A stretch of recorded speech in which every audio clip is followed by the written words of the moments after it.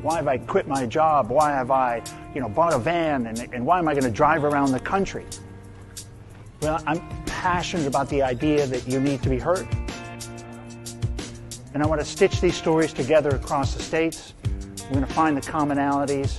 And it's going to be really an amazing experience. And I look forward to you joining me on the jar.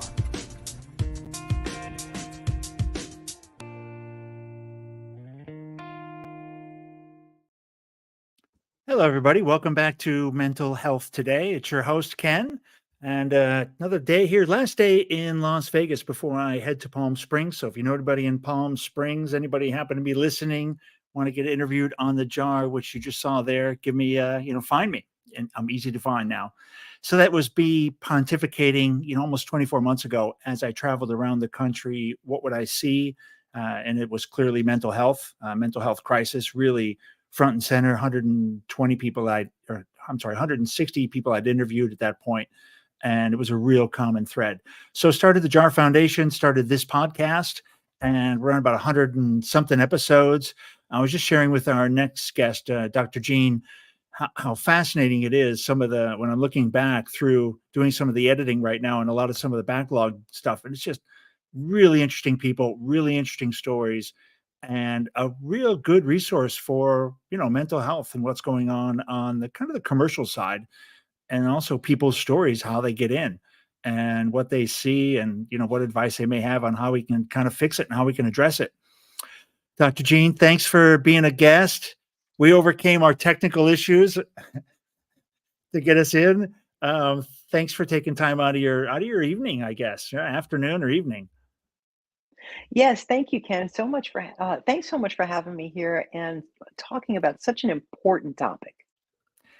Yeah, and I was, when you came into my, I don't know, my trawling net on LinkedIn, and, and I was looking at your background. I was like, as I was mentioning before, yeah, the law enforcement part of the mental health, and just the stuff that you would have seen, and you're on the front line of the front line, like you're like the triage.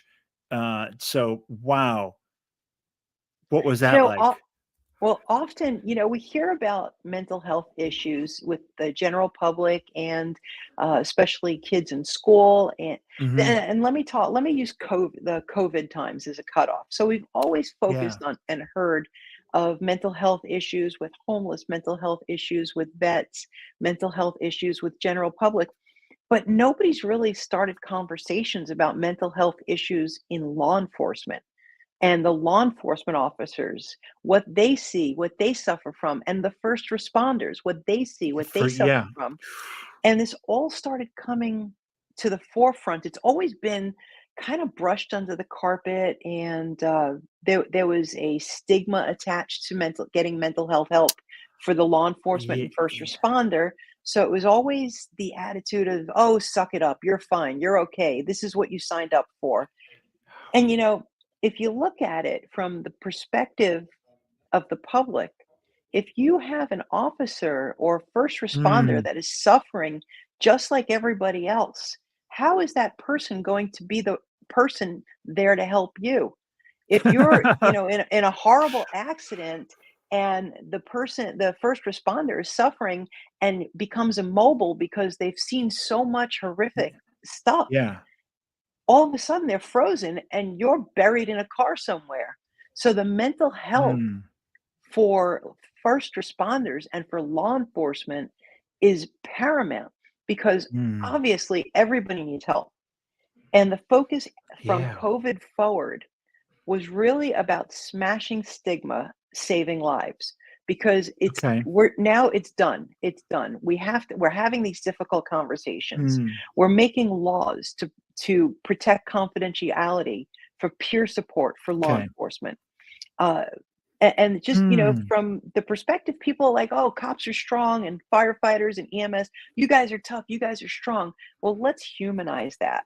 We are human beings. You take off our uniforms, you put down the badge, you take off our duty belts. We're human beings. We're mothers and Mm. fathers and brothers and sisters and just people that cry and that bleed, that sleep, that put on our clothes the same way you do. So there's no more us and them, and that's also a stigma. So let's just completely bridge the Oh, I gap. like There's no that. us getting help. There's no them that doesn't get the Yeah. help. Completely bridge the gap. Everybody should have mental health help available, Mm. resiliency tools and resources available to get through the tough times. I think that the one for me, like the word you just said just sticks out, the resiliency tools, right? And that ability to cope with, it's one thing to say, tough it up, but it sure makes that a lot easier if you actually know how to tough it up. Like how to help, like maybe it's not actually toughing it up, but it's like how do you process what you've seen or how do you get over that moment? And having those tools, some of those CBT tools and other things that people use to kind of help, get their head back on or get control of their thoughts. And you Man, see, one of the differences is that first responders, we don't have a choice. We are the first responders. We mm, respond first. Nobody calls 911 when they're having a good day. So we yeah, see the worst of the worst. We see the underbelly of society. We yeah, see um, horrific accidents. We respond when everybody else is looking at us to say, please help us, please save us, please protect us. I'm a 9/11 first responder.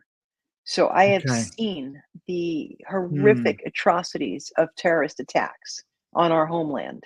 Um, and it's not just the physicality of what you do, but it's the mental anguish of what you go through. So, how do we do it? Back then, before when there was a stigma, when the suck it up conversation would always be yeah, there because you're tough, you're law enforcement, you should be able to handle yeah, this. So, what we did is we put all of these traumas that we experienced into a little box, into a little compartment, and shoved it somewhere. yeah, And then we did that again. And then you see, mm, you go, then we, the 9/11 site was moved into a construction site. So we weren't there digging, but then we were doing other investigations. Then we were responding and seeing bodies and accidents and just more parts of the underbelly of society. So what do? We take that and we put it in a little compartment. another And box. Yeah, then all of those boxes, where does it land? If you have ever read the book, Your Body Keeps the Score yeah, by Dr. Bessel van der Kolk. So, where does that land? That lands with trauma everywhere.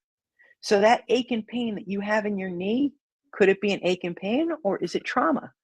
The yeah, reason why you're reacting to something that may have triggered something that you saw 15 years ago, that's where the trauma is. So, these compartments are starting to leak all over inside of your body.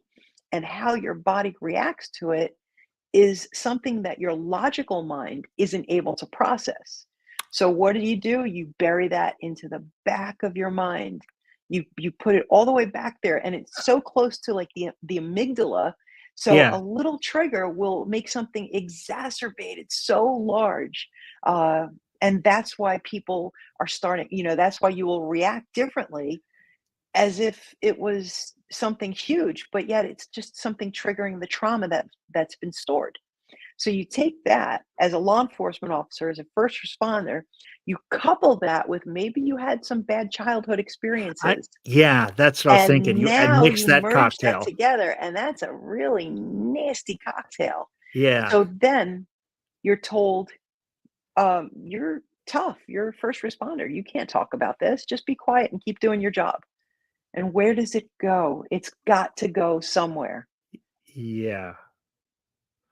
Well, you're So gonna I that's mean, why yeah, breakdown, illness, I mean, it'll show itself somewhere. breakdown, illness, even when you're overtaxed, overworked, burned out, and you just see gray and darkness, you're susceptible to let anything in. You're susceptible to being ill. You're Mm, susceptible to maybe being overtired, and then mistakes are made. You're susceptible. I mean, think about when a regular everyday person, when you're tired, when you feel burned out, you could be crabby. We don't want crabby first responders. Yeah, like, yeah, you just don't want that being the police officer or, that's okay for normal interaction. That's like a good thing. But like you said, when it's a stressful, when they really need to be on their game or to be humanitarian, at the moment. Yeah. Exactly. That that part of the childhood stuff that police may have gone through and then adding on the trauma that they see on the job, that's a cocktail. It is, and a lot of it is unresolved. So it just adds, it just Yeah, piles yeah, on yeah, on top of everything. yeah. Uh, there are a lot of people out there that become first responders because maybe they were lacking something growing up. Maybe they didn't have the role model to be the first responder. Maybe they wanted to help people because they never got the help. So Yes. now, so they do carry that bag of trauma from childhood into adulthood, and then they become a first responder, a fantastic first responder, but they still have that trauma that they've never addressed. And Yeah, it's so stigmatized, like, oh, you were just a kid, get over it, without it being addressed, and it's still there. I mean, there's so many treatment modalities out there that clinicians can use to really treat this. EMDR is fantastic to really start opening these boxes and getting it from the limbic system all the mm, way in the back of your brain, all the way to the front of your brain, and get it out there. There's so many ways, and there's so much work, but there's so much work ahead of us, and there's so much that has to be done to really smash the stigma and have the conversations in the first responder community. And also, you're right, given these tools, these resilient tools, not yeah, just yeah, treatment modalities, but tools that they can carry every single day of their life and have a mindset to be able to continue doing their job, but yeah, doing it in a healthy way. and yeah, and knowing that trauma is part of it and processing trauma is part of it, right? And I think those are conversations we probably never had, where it's That's like that's part of the job, and how do we process that? It's almost like smoke inhalation. That's true, and, people who are not first responders also have this pride, like, "I don't wanna talk about this trauma. Yeah, I saw something terrible, but, well, at least it wasn't me," and they minimize it, and I'm not talking Mm, about first responders now, I'm talking about just anybody, any human being. We tend to minimize for maybe the bravado or put on the persona, but when we're sitting at home and just watching a TV show and all of a sudden just break down and cry, mm, because they've never processed the trauma, they've never addressed it, they've never talked about it. You see this a lot of times, maybe in crime-ridden areas, where if there's a machismo dynamic and mm. they don't want to talk about it, just I'm fine. But no, ladies and gentlemen listening, you're not fine. You need to talk about this. There are numbers set up out there. There's all sorts of crisis hotlines, and there's all sorts of hotlines. 988 is huge. You can text, you can call, whatever the case is, you Mm. can email. So there are people out there that you can talk to, process it. And even if you want to use that F word, which is fine, you're not fine. You've got to get rid of it. Don't carry it. Why carry something that is not yours to carry? Yeah, and I think you made the point, and we're there now where it's okay to not be okay. It's okay to say, "Hey, how you feeling today?" I'm having today's kind of a tough day. Like, I'm not doing so good. I could use a hug, or I could, or I just, it's okay. I'm okay. Um, it is. You see it now even on TV, it's starting to show, it's we're starting to show that side, and even quite a few LinkedIn people that I follow or have talked to start to talk about now, even on, talk about their mental health journey as grown men, You, as, mature adults who are supposed to be independent, strong, and, they're accomplished, but they're showing us pretty weak side, well, weak. I would say vulnerable, Yeah, showing their yeah, I'm like vulnerable air side. quotes, like this air quotes of weak, right? They're showing their weakness, but it's actually showing humility and humanity and vulnerability. You're absolutely right. And one of the things that I pride myself on, Ken, my background, I'm a 6th-degree black belt in judo, a former member of the US judo team, a retired federal agent. Um, I think I'm pretty. badass, actually. So, I would say, or some yeah, people, that qualifies as badass by on a some few people would think I on was a kind of badass, you know. And here's the thing, and the reason I build that up, and the reason why I say that, I actually say that I'm a relatable badass because yeah, I've accomplished Hmm, this, I've done that, but you can relate to me because I'm going to sit here and talk to people about trauma, about exposure, yeah. about post-traumatic growth, and about my journey reaching out and finding help. Hmm, After September 11th, that wasn't available. So what I did is I worked to get laws passed. I wrote bills, mental health language and bills to get laws passed to hmm. give confidentiality for peer support in federal law enforcement because that never existed, and it's so important to have that level of confidentiality. How does that work? So I understand peer support, but maybe frame that inside a police station, for example. Like a Absolutely. yeah, There are officers trained. Okay, I'm going to talk on a federal level because that's what I know best. okay, There okay, are there are people trained as peer support as a collateral duty for so peer support people. Uh, okay. Somebody says, "Hey, listen, I want to talk to somebody on the peer support team." So now you can talk to somebody. One federal agent can talk to another federal agent on the peer support team, and as long as it's not one of those reportable issues, like, "Yeah, hey, I'm going to go home and kill myself," that's Yes, not yeah, good. That's reportable because you have to follow up with that. But if it's just something like I'm having a really tough time, and I'm just not seeing everything yeah, clearly, well, now it's all in confidence. So a supervisor can't come to the peer support officer and say, "Hey, tell me what you guys yeah. just talked about," or "I'm going to write you up if you don't tell me." So they can't do that any longer because there are confidential opportunities protecting that conversation. Oh, and that's good, and you have somebody at least that, you that knows your job, knows what you go through on a daily basis. Real peer. And peer support is initially found to be more effective for initial communications because you're absolutely right. Now, peer support is not just for Mm, law enforcement. There's peer support in any yeah, career or any realm of life, any part of life, because it's so much easier as human beings. We talk to people that we like. We talk to people like yeah, ourselves, like and ourselves. we're more comfortable and more at ease to do that. So why not have peer support in every facet of life? If you're an accountant Yeah. and accountants get stressed, especially around tax Yeah, season. yeah, So if you're an accountant, why not talk to another accountant who gets it, who understands your lingo, and now who you'll actually feel better talking like, "Hey, I'm really stressed. I've got all these clients. The new tax laws are getting yeah. me," and I'm just pulling accountant out because it's so far from law enforcement.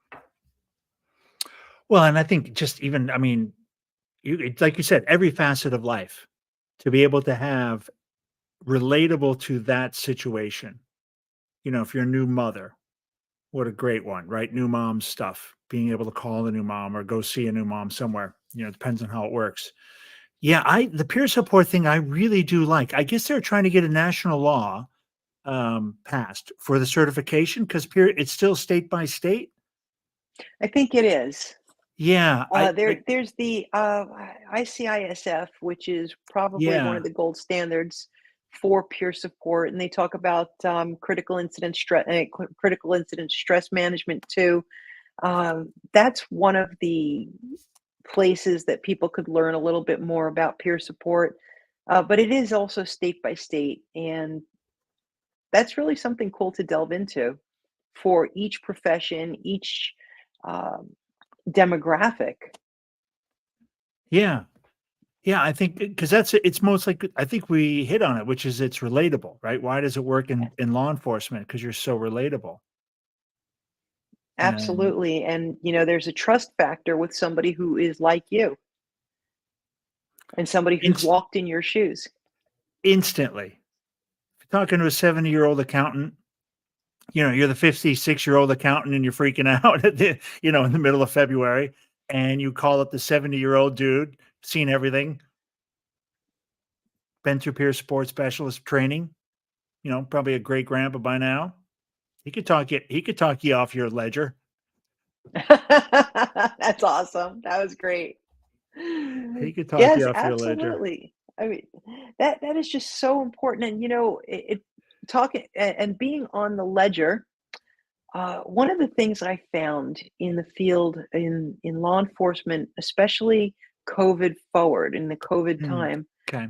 suicide was becoming an epidemic. Yeah. It was so uncertain in the first responder community because you would go out there and you would see so much agony, so much death, and you didn't even know what you were bringing home, or you were ill and it was uncertain and you were in the hospital by Jeez. yourself. Yeah. So I was seeing that suicide was becoming an epidemic, and that's when we actually started the mental health and peer support program for Federal Law Enforcement Officers Association Oh, because okay. it was just Okay. really becoming an epidemic, and we needed to step in. And somebody, oh, people always say somebody should do something. The Yes. type of person I am is I am somebody, and I will do something. I So we love it. needed to stop that. We needed to be to have outreach. We needed to let our officers know that they were not alone. I started writing e-blasts constantly, being in their mailbox, Mm. personalizing it, making it very relatable to let them know, ways to, just different ways to approach situations because we were all working during the pandemic. We were all out there, but we had no idea um, leaving my clothes at the door and not knowing what to do, Oh spraying God, down right? groceries. Like I had no idea, but there were very nefarious actors trying to capitalize on the whole COVID situation and Yeah. just doing terrible things to people and really trying to sell them snake oil as COVID cures, and people were getting hurt. So we had to intercept. We had to be out there. We had to investigate. Mm. But then again, we were exposed to so much. And then I saw nationwide the suicide rates were an epidemic in federal law enforcement, in local and state law enforcement, and also in the general population. People were Yeah. dealing with loss at astronomical levels. And how do you handle that? So Yeah, and it's been that's why. and that we got a whole 20-year war that we were in, and you've got all these veterans coming home from that, and a lot of them in law enforcement, I would imagine. A good percentage of law enforcement is gonna be, especially federal, I would imagine, especially federal would be a veteran of some kind. Uh, Man, I cannot imagine coming home and hoping, "Yeah, I'm gonna get police job is gonna be a little bit more it's not like it's not as full on as, like, people trying to kill you all the time, 100% of the time. It's a little bit better, right? It's mostly quiet until those moments of madness, but yeah, and then find out it's not so funny with COVID being a first responder. No, but also if you That's not a remember vacation. during the COVID times, the first responders were responding, law enforcement was doing their best, but this is when this whole movement of vilification of all law enforcement was Yes. happening. Yeah. So now we were up against that. Well, that's right. That was And at the same time. you compound all of that and you and I are sitting here talking. I'm law enforcement. We're just people. You Yeah. don't see any uniform, you don't see any badge or equipment. So, but that's the whole thing. Law enforcement, first responders are people. People There are first, people right? behind that badge. They're people first. Yeah. Before they were officer or agent or captain, they were Joe and John and Peter and Susan and they are people. And that's What do what you people s we forget. what do you see now, Gene? What's kind of the trend now? Because was that, I mean, hopefully that was a peak. I don't know for some, I mean, it seems like the military, it may not have peaked. It seems pretty bad still in the military. Um, what do you see in first responders and law enforcement? Is it plateaued, or are there enough, resources being thrown? Because it's at least a little bit more touchable. The military is just like gigantic. I don't know how you would tackle the military, but at least federal law enforcement is reasonably graspable.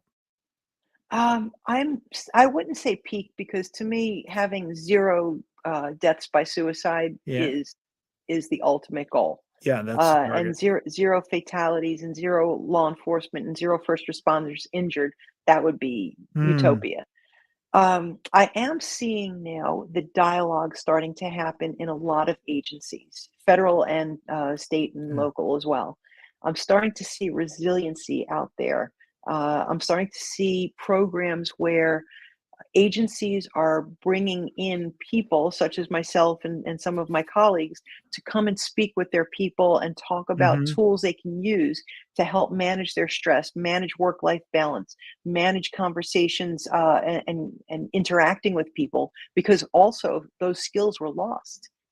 Everybody had their head down and their thumbs in a text, and nobody was talking, nobody was in the office, nobody was interacting, and those are skills that can actually be diminished when you don't use them. We had the So masks on, you can't see faces, you lose that exactly. it's actually a bit like it was almost non-human It part we of were life. dehumanizing each other because it was Dehumanizing. so distant and so virtual and so Zoom. Mm, And they do bring in, like, for instance, I'm now doing a lot of speaking and presentations. So I'll come in and talk to your office and talk to your mhm. agency and give you some tools that you can use That's great. in stressful situations, and use, presilience tools and resilience tools and emotional intelligence and just all of that stuff that they can use to be human again. Yeah, the job I mean, it's a really complicated job, especially, like, the emotional range that you go through in a shift, I don't know if it's a 12-hour shift you end up on or whatever the shift you're on, but if you're in I mean, the 0 to 60 and back it down, and the chemical release you get that you have to manage some chemical dump, um, does that wear on the body after a while? Or, I mean, it's not, how does that work? Like the physical, because that's something humans aren't really designed to do that, I don't think. No. Like a jack up and then it's instant safety. Like Well, it's weird. yeah, you're right. Humans were designed like this. We were cavemen, and we would go out and we would go hunting, Yeah. and then we would find our prey and find and gather our nuts and berries. And here we are, our heart rates are about 70, 75, and now there's a saber-toothed tiger ready to chase us. Yep. And so now we're completely up there in the arousal, and we run back to our cave. The tiger can't find us. So now what do? We go down and we de-escalate and we take a nap. And Yeah. that's how we were designed. But in law enforcement or first responders, what we do is we get into that arousal and we never really get back into our homeostasis. So we go up and down a little bit, and up and down a little bit, and then up and down a little bit, and we never I get back y into that homeostasis. So what we do is we work on tools how to get back yeah, to that yeah. homeostasis. And the chemical dump, okay, you got the cortisol dump. And where does cortisol land? It lands right in your belly. And then what happens is you have this super desire, and everybody jokes about donuts, but there's a little science to it. Because after you have that cortisol release, after you have that adrenaline dump, you are craving sugars, you are craving That carbohydrate. is awesome, I love that. So, I can tell you definitely after I've been in some very tight, touchy situations Yeah. where I had that adrenaline dump and then I had that adrenaline low, I was starving and I couldn't satiate that hunger because it was more of a emotional hunger, Yeah, but yeah, there yeah. was some physicality to it. Then throw in night shift, and when your circadian rhythm is completely messed up. So It's now you totally have the up fine. and down and you have the night shift, and you wonder why we eat donuts. Yeah, I don't question anything police do. Like I forget one show that I saw that I was quite a while ago. I can't remember. It was about a LA. There was a really good actor, one of the main two really good actors, and they was basically a rookie and a seasoned vet. Oh, And yes, it's yes, yes. probably 10 years ago. And the Yep. guy was a pain, the older guy was just looked like super stitched together, total boss. "How are you?" "I'm fine." He was Yep. Mr. Fine. And Yep. meanwhile, he was a gay, he was in the closet Yep. and popping pain pills because his back was blown out. But Exactly. he was totally fine. Other Exactly. That's why I always say the F word, fine. That's the biggest F word out there. Because it really, are you fine? he was not fine. No. Um, but it was a great show because they did show it was really quite real on the emotion of knowing and understanding. It was not really at all about the stories around them or what they went to. It was really about the internal dialogue and their own Yep. kind of managing being a police officer in LA. It It's was, not easy. You have all those external factors, plus you're dealing with the internal factors, and then you have the demons that follow you of those calls, those unresolved calls, or oh even man. you're having suffering from moral injury when your own values are kind of skewed because you're just questioning everything and losing the faith. So that's why it's so important to bring people back Mm. to homeostasis, smash the stigma, have these conversations, and really get the help that's available out there now. This is the best part, right? I think if we've got a good kind of a wrap up thought, it's really around the help is I think we finally recognize the need. Um, and it's it's great that it's come to a spot where we're actually talking about it. And like you Yes. said, you're being invited into offices to talk to law enforcement. That's amazing. Well, again, people talk to people that are like them. So Oh yeah. 25 years in law enforcement, I can tell you I've walked in those shoes.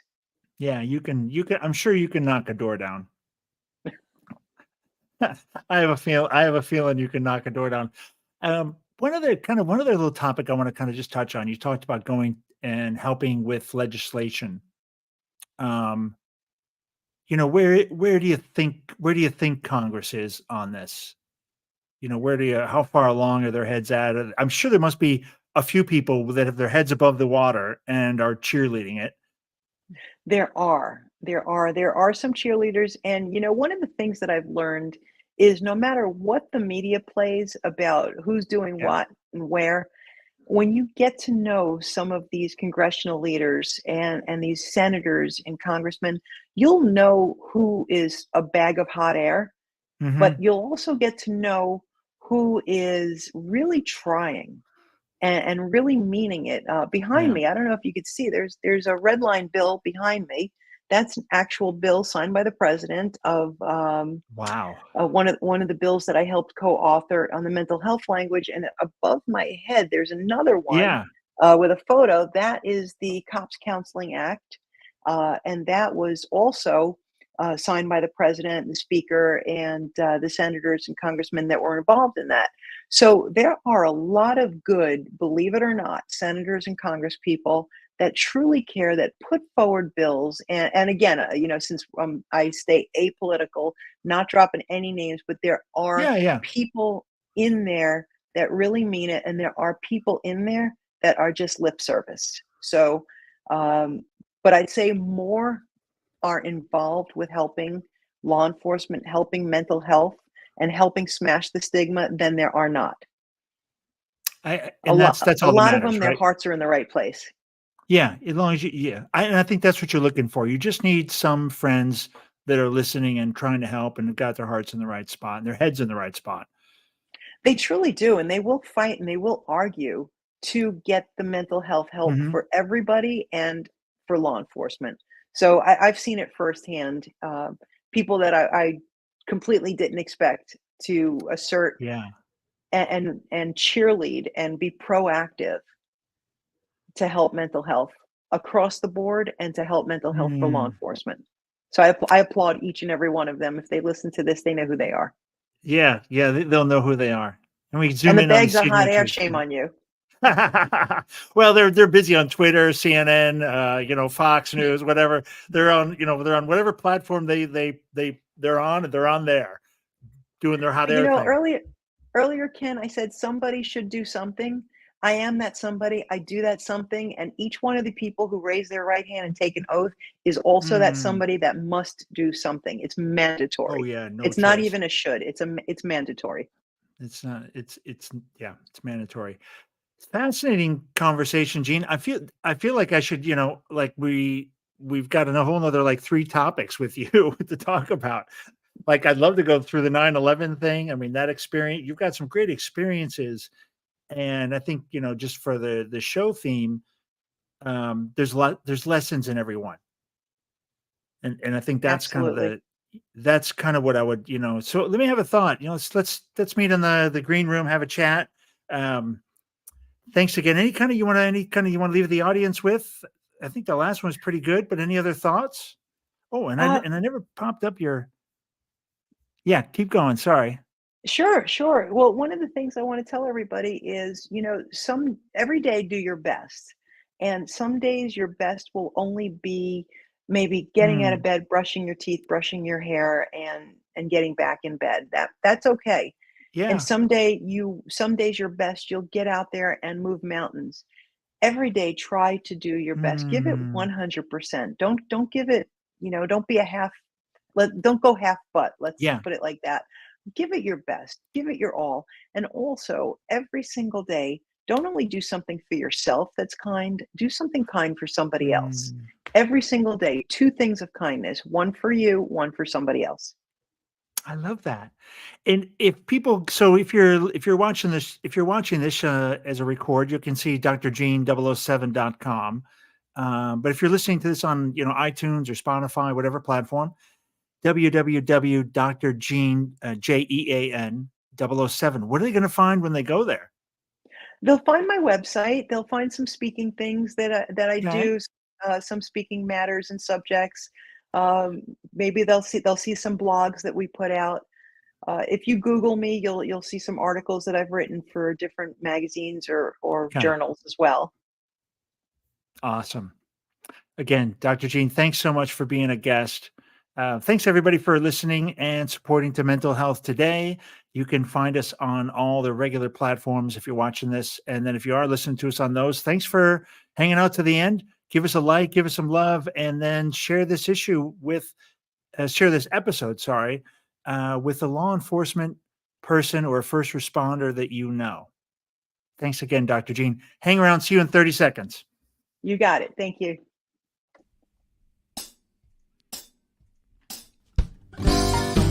Yeah, loose, baby. But we're about to go and make this vessel with these great professionals at Public Glass. We're not part of the community, but we're from the outer family of glass blowing. Yeah, we're gonna go make a magical giant jar with optic lenses so that if you turn it, it changes all the time. So if you change the way you look at things, the things you look at change.